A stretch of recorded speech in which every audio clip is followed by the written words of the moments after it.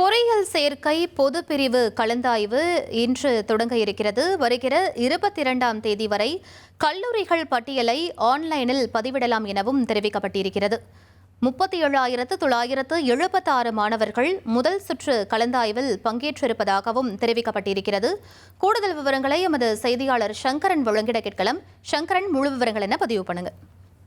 வணக்கம். தமிழகத்துல பொறியியல் மாணவர் சேர்க்கைக்கான கலந்தாய்வு ஏற்கனவே துவங்கி நடைபெற்று வருகிறது. முதல்ல சிறப்பு பிரிவு மாணவர்களுக்கான கலந்தாய்வு நடைபெற்றது.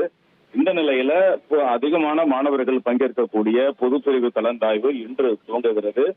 இன்று 20ஆம் தேதி முதல் 22ஆம் தேதி வரை மாணவர்கள் தாங்கள் விரும்பும் கல்லூரிகளின் பட்டியலை இணையதளத்துல வெளியிடலாம். tnea.online.org என்ற இணையதளம் மூலமாக மாணவர்கள் தாங்கள் விரும்பக்கூடிய கல்லூரிகள் பட்டியலை வெளியிடலாம்.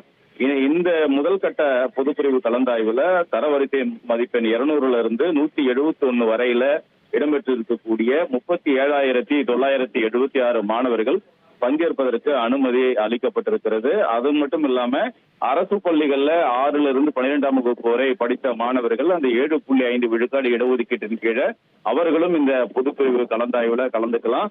அவர்களுக்கும் இந்த தரவரிசை மதிப்பெண் இந்த அளவுல இடம்பெற்றிருக்கக்கூடிய மாணவர்கள் பங்கேற்கலாம் அப்படின்னு அறிவிக்கப்பட்டிருக்கு. ஒட்டுமொத்தமா தமிழகம் முழுக்க 418 பொறியியல் கல்லூரிகள் இந்த கலந்தாய்வில் பங்கேற்பதாகவும் 1,98,000 இடங்கள் கலந்தாய்வில் இருக்கின்றன என்றும் பொறியியல் மாணவர் சேர்க்கை செயலாளர் புருஷோத்தமன் தெரிவித்திருக்கிறார். அது மட்டும் இல்லாம ஏற்கனவே நடந்த அந்த சிறப்பு ஒதுக்கீட்டு பிரிவுல பல்வேறு பிரிவுகள்ல இடங்கள் எல்லாம் நிரப்பப்பட்டிருக்கிறது அப்படின்னு சொல்லியிருக்கிறாங்க. மாற்றுத்திறனாளி மாணவர்களுக்கு 258 பேருக்கும், விளையாட்டு பிரிவுல 416 பேருக்கும், முன்னாள் ராணுவத்தினருடைய குடும்பங்களைச் சேர்ந்த மாணவர்கள் 139 பேருக்கும் ஏற்கனவே இடங்கள் எல்லாம் ஒதுக்கீடு செய்யப்பட்டிருக்கிறது என்றும் மாணவர் சேர்க்கை செயலாளர் அறிவிப்பு வெளியிட்டிருக்கிறார்.